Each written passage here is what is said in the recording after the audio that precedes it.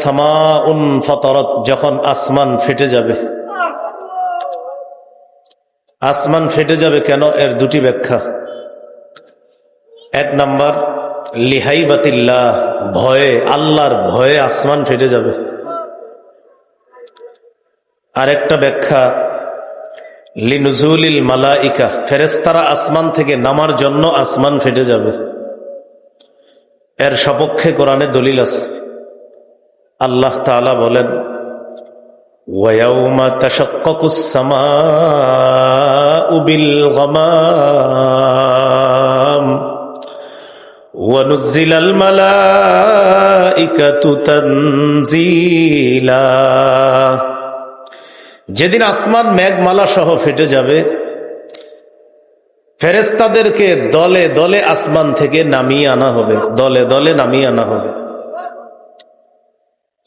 তো এক নাম্বার আয়াতে আল্লাহ বললেন যখন আসমান ফেটে যাবে।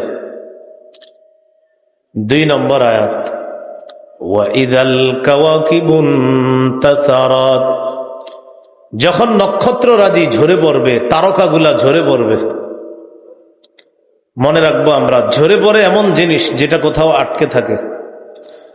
ঝড়ের দিনে আম পড়ে, ঝরে পড়ে, বলেন আমটা কি বাতাসে উঠতেছিল না কোথায় আটকানো ছিল?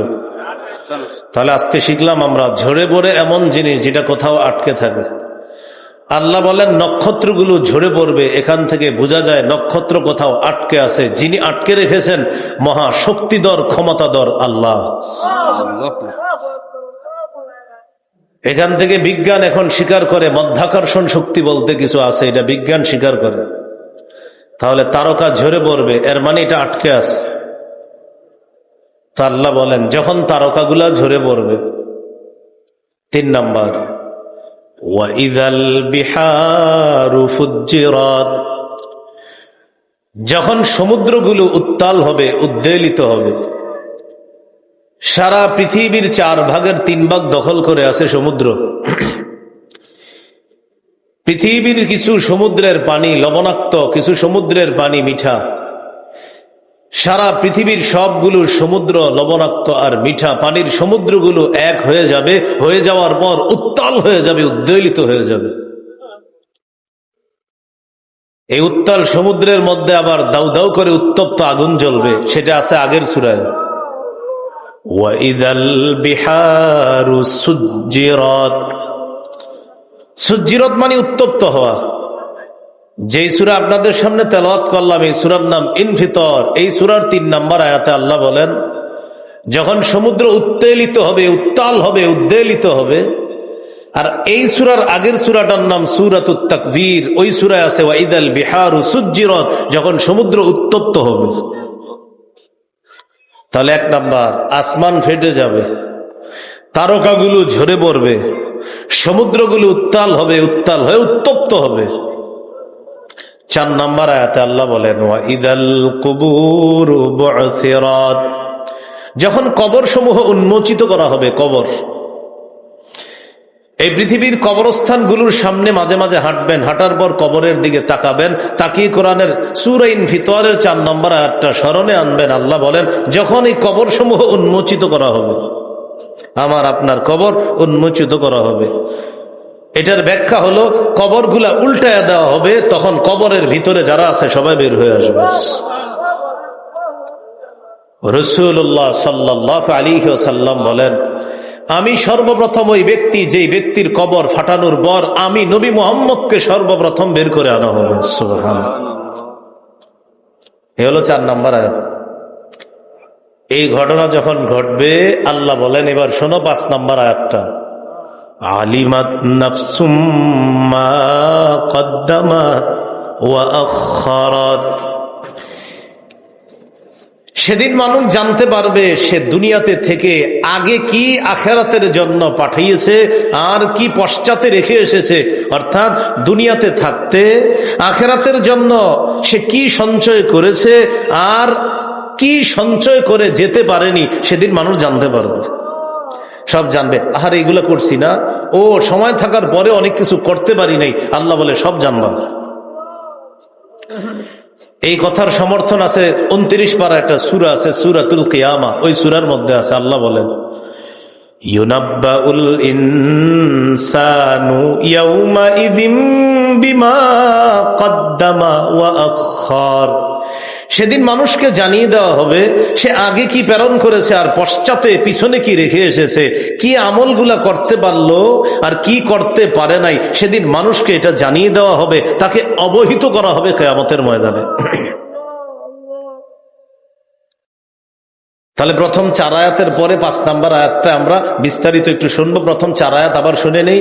যখন আসমান ফেটে যাবে, যখন নক্ষত্রগুলো ঝরে পড়বে, যখন সমুদ্র উত্তাল হবে, এরপর উত্তপ্ত হবে, যখন কবরগুলো উন্মোচিত করা হবে, এই হলো 4 আয়াত। তখন মানুষ জানতে পারবে সে কি করেছে আর করে নাই। এটা কিভাবে জানবে? কিয়ামতের ময়দানে মানুষ যখন উপস্থিত হবে, কিছু মানুষের ঘাম হবে এই পরিমাণ, পায়ের গোছা পরিমাণ, কারো ঘাম হবে হাঁটু পরিমাণ, কারো হবে কোমর পরিমাণ, কারো বুক পরিমাণ, কারো হবে নাকের এই যে ছিদ্রটা আছে না আপনার, ইউলজিমুহুল আরাকু ইলজামা, ঘামের মধ্যে নাকের ছিদ্রটা ডুববে আর উঠবে, হাবুডুবু খাবে গুনাহের মাত্রা অনুযায়ী। এইভাবে সে ঘামের মধ্যে সাঁতার কাটবে। মানুষগুলো পেরেশানির মধ্যে পড়বে। সহিহ বুখারীর 4712 নম্বর হাদিস, লম্বা আলোচনা করছে রাসূল সাল্লাল্লাহু আলাইহি সাল্লাম। পেরেশানির মধ্যে পড়ার পর মানুষ একজন আরেকজনকে বলবে এই কষ্ট আর সহ্য করা অসম্ভব, চলো আল্লাহর কাছে গিয়ে আবেদন জানাই, আল্লাহ বিচার করে ফেলেন। বিচারের পর হয়তো জান্নাত না হয় জাহান্নাম, একটা কিছু হবে, আপনি আগে বিচারটা করে ফেলেন। মানুষ আলোচনা করবে, কথা বলবে কি আল্লাহর সাথে। একজন আরেকজনকে বলবে তোমরা তোমাদের আব্বা আদমের কাছে চলো। ফায়াতুনা আদম, সব মানুষগুলো আদম নবীর কাছে আসবে। আসার পর বলবে আনতা আবুল বাশার, আপনি হলেন সমস্ত মানুষের পিতা। খলাকাকাল্লাহু বিয়াদিহি, আল্লাহ তাআলা আপনাকে সৃষ্টি করেছেন, তার অসাধারণ কুদরত ক্ষমতা আল্লাহ প্রকাশ করেছেন আপনাকে সৃষ্টির মাধ্যমে। নারী পুরুষের সংস্পর্শ ছাড়া আল্লাহ আপনাকে সৃষ্টি করছে। এখান থেকে আপনারা একটা কথা মনে রাখবেন, সবাই একসাথে আমার সাথে বলেন, বলেন মানুষ সৃষ্টির 4টি পদ্ধতি পাওয়া যায়। 4টি পদ্ধতি বলা যায়। মানুষ সৃষ্টির কয় পদ্ধতি পাওয়া যায় বলেন তো? 4টি। 1 নাম্বার, নারী পুরুষের সংস্পর্শ ছাড়া মানুষ, তিনি হলেন আদম। ইকু লাগবে না ভাই, ইকু লাগবে না, ইকু দিয়ে না। নারী পুরুষের সংস্পর্শ ছাড়া মানুষ, তিনি হলেন আদম। 2 নাম্বার, পুরুষের সংস্পর্শে নারী, তিনি হলেন হাওয়া আলাইহাস সালাম। 3 নাম্বার, পুরুষের সংস্পর্শ ছাড়া একজন নারীর পেট থেকে বাবা ছাড়া আল্লাহ তাআলা পৃথিবীবাসীকে তার ক্ষমতা দেখিয়ে দিয়েছেন, একজন পুরুষের সংস্পর্শ ছাড়া নারীর পেট থেকে হযরত ঈসা নবীকে আল্লাহ আনছেন। 4 নাম্বার, নারী পুরুষের সংমিশ্রণে মানুষের স্বাভাবিক সৃষ্টি, আমি আপনি আমরা, আমাদের যেই স্বাভাবিক সৃষ্টি। তাহলে মানুষ সৃষ্টির মৌলিক কয়টা পদ্ধতি আমরা জানলাম? 1, নারী পুরুষের সংস্পর্শ ছাড়া, আপনারা উদাহরণটা দিয়ে দেন, কে? আদম আলাইহিস সালাম। 2 নাম্বার, পুরুষের সংস্পর্শে নারী, কে? হাওয়া আলাইহিস সালাম। 3 নাম্বার, পুরুষের সংস্পর্শ ছাড়া নারীর পেট থেকে পুরুষ, ঈসা আলাইহিস সালাম। 4 নাম্বার, আমরা, আমাদের যেই স্বাভাবিক সৃষ্টি, নারী পুরুষের সংস্পর্শে মানুষের যেই প্রজনন ক্ষমতা আল্লাহ টিকিয়ে রাখছে। কিয়ামতের ময়দানে সব মানুষগুলো গিয়ে আদম নবীকে বলবে খালাকাকাল্লাহু বিয়াদিহি ওয়া নাফাখা ফীকা মির রূহিহি, আল্লাহ তাআলা আপনাকে সৃষ্টি করেছেন, আপনার মধ্যে তার রূহ ফুঁকি দিয়েছেন আল্লাহ। তখন আপনি একজন মানুষ হয়ে গেছেন, কথাবার্তা বলা শিখছেন আপনি। আল্লাহ আপনাকে সব কিছু শিক্ষা দিয়েছে। আদম, আপনি আমাদের সবার পিতা, আপনি আমাদের এই পরিস্থিতিটা কি আপনি দেখেন না? ইশফা লানা ইলা রাব্বিক, আমাদের জন্য একটু আপনার রবের কাছে সুপারিশ করেন। আদম আলাইহিস সালাম জবাব দিবে, দেখো আমি জান্নাতের মধ্যে ছিলাম, আল্লাহ আমাকে জান্নাতে বসবাস করতে দিয়েছিলেন, আমি এবং আমার স্ত্রী হাওয়া আলাইহিমাস সালাতু ওয়াস সালাম, আমাদের 2 জনকে জান্নাতে থাকতে দিয়েছেন। একটা ঘটনা ঘটার মাধ্যমে আমরা জান্নাত থেকে বের হয়েছি। জানি না আল্লাহ আজকে এই বিষয়টা জিজ্ঞাসা করবে কিনা। যদি জিজ্ঞাসা করে ফেলে, নফসি নফসি, আমি আমার পরিত্রাণ চাই। আদম নবী বলবে আমি আমার পরিত্রাণ চাই। তোমরা নূহ আলাইহিস সালামের কাছে যাও। ফায়াতুনা নূহা, মানুষগুলো নূহ আলাইহিস সালামের কাছে যাবে। যাওয়ার পর বলবে আনতা আউয়ালুর রুসুলি ইলা আহলিল আরদ, নূহ আপনি হলেন দুনিয়াতে সর্বপ্রথম রসুল। নূহ নবীর আগে কিন্তু নবী আছে আরো দুনিয়াতে, আদম নবী, শীষ নবী, তারা তো নূহ নবীর আগে নবী। নূহ নবীকে বলবে আপনি দুনিয়াতে প্রথম রসুল। এর মানে হলো নূহ নবী দুনিয়াতে আসার আগে এই পৃথিবীতে লম্বা সময় পর্যন্ত শুধু তাওহীদের দাওয়াত ছিল, একত্ববাদের দাওয়াত, শুধু তাওহীদ আর তাওহীদ ছিল। তাওহীদের বিপরীতে যখন শিরিকের কর্মকাণ্ড দুনিয়াতে শুরু হলো, শিরিকের প্রচলন যখন পৃথিবীতে ঘটাইল শয়তান, 5 জন আল্লাহর ওলির আবেগকে কেন্দ্র করে শিরিকের প্রচলন ঘটিয়েছে শয়তান সর্বপ্রথম। এই কথাটা সহিহ বুখারীর 4920 নম্বর হাদিসে আব্দুল্লাহ ইবনে আব্বাস রাদিয়াল্লাহু তাআলা আনহুমার সূত্রে লম্বা আলোচনা আছে কিভাবে দুনিয়াতে শিরিক শুরু হলো। লম্বা সময় পর্যন্ত তাওহীদ ছিল।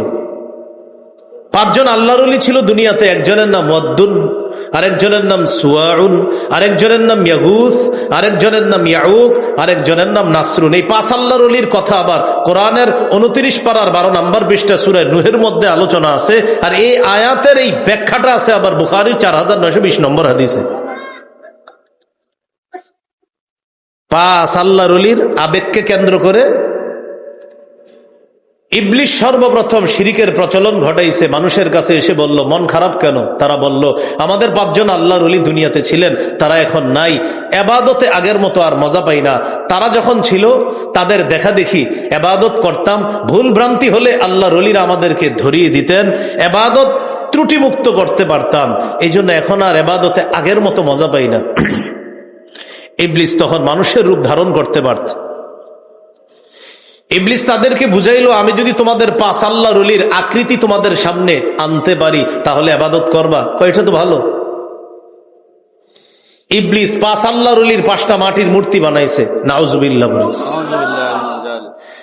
মূর্তিগুলো এনে জাতিকে বলতো, জনগণকে বলল ইবলিস এটা হলো দেখতো তোমরা চিনতে পারো কিনা। তো দেখে যে তাদের ওয়াদ্দুন নামক যে আল্লাহর ওলি ছিল, অবিকল আল্লাহর ওলির একটা আকৃতি তাদের সামনে উপস্থিত।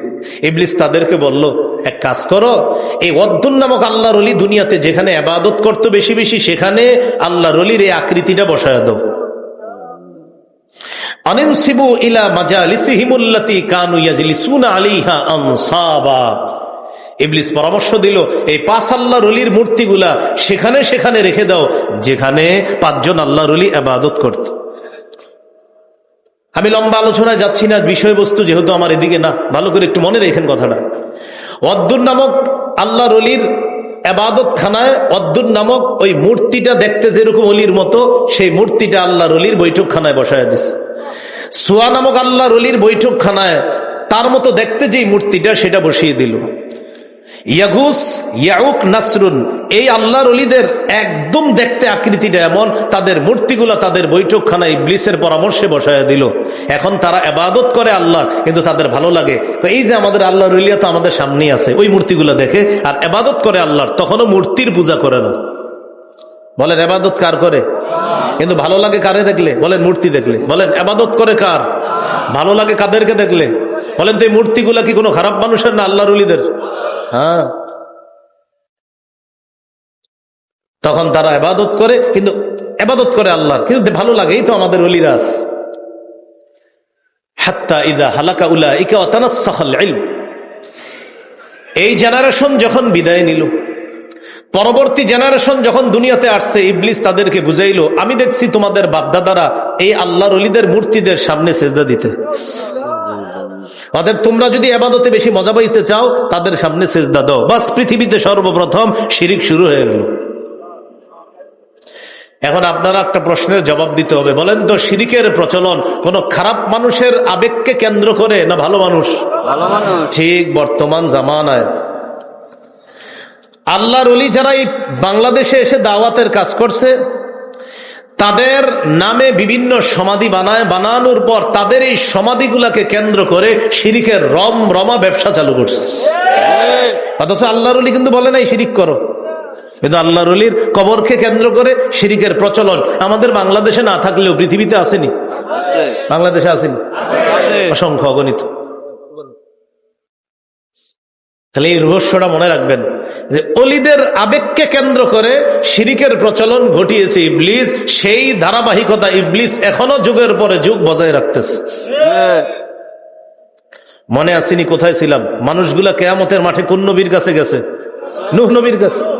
আলোচনা ভুলে যান না কিন্তু, হ্যাঁ, নূহ নবীর কাছে। তো গিয়ে বলবে আপনি দুনিয়াতে প্রথম রসুল। কিভাবে? যখন শিরিক শুরু হলো তখন আল্লাহ তাআলা তাওহীদ, শিরিক, ঈমান, কুফর, হালাল হারাম, জায়েজ নাজায়েজ এই সম্বলিত একটা বিধানের প্রয়োজনীয়তা দেখা দিল। সেই বিধানকে বলা হয় শরীয়ত। বলেন এটাকে কি বলা হয়? শরীয়ত। শরীয়ত মানে যা আপনাকে বলে দিবে এটা হালাল, এটা হারাম, এটা তাওহীদ, এটা শিরিক, এটা কুফর, এটা ঈমান, এটা জায়েজ, এটা নাজায়েজ। বলেন তো, যে আমাদেরকে বিষয়গুলা বলবে, বিষয়গুলা যেখানে সমষ্টিগতভাবে থাকে এটারে কি বলা হয়? শরীয়ত। এই শরীয়ত দিয়ে যে রসুল দুনিয়াতে প্রথম আসছে তার নাম নূহ আলাইহিস সালাম। নূহ নবীর আসল নাম কিন্তু নূহ না, তার আসল নাম আব্দুল গাফফার। নূহ নবীর আসল নাম আব্দুল গাফফার। নূহ আলাইহিস সালাতু ওয়াস সালাম প্রচুর কান্না করতেন, উম্মতকে দাওয়াত দিতেন আর আল্লাহর কাছে শুধু কান্না করতেন। নাহায়া, নূহ মানে কান্না করা। নূহ নবী এত বেশি কান্না করতেন, যে বেশি কান্না করে তাকে আরবিতে বলা হয় নূহ। তো নূহ নবী এত বেশি কান্না করছে তার নাম হয়ে গেছে নূহ, মানে যে বেশি কান্না করে। আর এই নামেই কোরআন একটা সূরা আছে। বলেন তো নূহ নবীর আসল নাম? ওনার নাম নূহ কেন? উনি বেশি কি করতেন? কান্না করতেন। নূহ আলাইহিস সালাতু ওয়াস সালামের কাছে এসে বলবে আপনি একটু সুপারিশ করেন না। নূহ আলাইহিস সালাম বলবে শোনো, দুনিয়াতে আমার একটা স্পেশাল দোয়া দিছে আল্লাহ, এই দোয়াটা করা মাত্র আল্লাহ কবুল করবে, এরকম একটা দোয়া আমাকেও দিছে। হাদিসে আছে রাসূলুল্লাহ সাল্লাল্লাহু আলাইহি ওয়াসাল্লাম বলেন লিকুল্লি নাবিয়্যিন দাওয়াতুন মুস্তাজাবাহ। সমস্ত নবীর একটা এমন স্পেশাল দোয়া ছিল দুনিয়াতে, যে দোয়াটা আল্লাহ কবুল করবেনি, এমন স্পেশাল দোয়া আদম নবী থেকে আমি নবী মুহাম্মদ পর্যন্ত সাল্লাল্লাহু আলাইহি সাল্লাম আল্লাহ সবাইকে এই স্পেশাল দোয়াটা দিছে। সব নবীর একটা স্পেশাল দোয়া, যে নবীর আল্লাহ বলে দিছে যে এই দোয়াটা আপনার কবুল করবই, আপনি করেন। কি করবেন? আমাদের নবীজি সাল্লাল্লাহু আলাইহি সাল্লাম বলেন সমস্ত নবী তার স্পেশাল দোয়া দুনিয়াতে করে ফেলেছে। নবীজি বলেন ইখতাবাতু দাওয়াতি শাফাআতান লিউম্মতি ইয়াউমাল কিয়ামাহ, আমি আমার দোয়াটা মুলতবি করে রেখে দিয়েছি কিয়ামতের ময়দানে উম্মতের সুপারিশের জন্য। সেই দোয়াটা সেদিন করব আল্লাহর কাছে। বলেন তো, সব নবীর স্পেশাল দোয়া দুনিয়াতে করা হয়ে গেছে, একজন নবীও স্পেশাল দোয়া পেয়েছিলেন, করে নাই। তিনি কে? আমাদের মায়ার নবী মুহাম্মদুর রাসূলুল্লাহ সাল্লাল্লাহু আলাইহি সাল্লাম। চিন্তা করেন, স্পেশাল দোয়ার মুহূর্তেও নবী আমাকে আপনাকে ভুলে নাই। কারণ নবী ওই যুগে যদি দোয়া করতেন, সেই যুগে যারা ছিলেন সাহাবায়ে কেরাম হয়তো তাদের জন্য কোনো বিষয়ে দোয়া করতেন। তো আমাদের নবী বুদ্ধি করে চিন্তা করলেন কিয়ামত পর্যন্ত আমার অসংখ্য অগণিত উম্মত দুনিয়াতে আসবে, নবী দোয়াটা মুলতবি করে রেখে দিলেন, আল্লাহ আমি দুনিয়াতে এটা করব না, কিয়ামতের মাঠে আমার উম্মতের সুপারিশের জন্য দোয়াটা রেখে দিলাম। সহিহ মুসলিমে আছে, সহিহ ইবনে হিব্বানে হাদিসটা আছে। তো নূহ আলাইহিস সালাতু ওয়াস সালাম বলেন আল্লাহ আমাকে একটা স্পেশাল দোয়া দিছে, এই দোয়াটা দুনিয়াতে আমি করছি।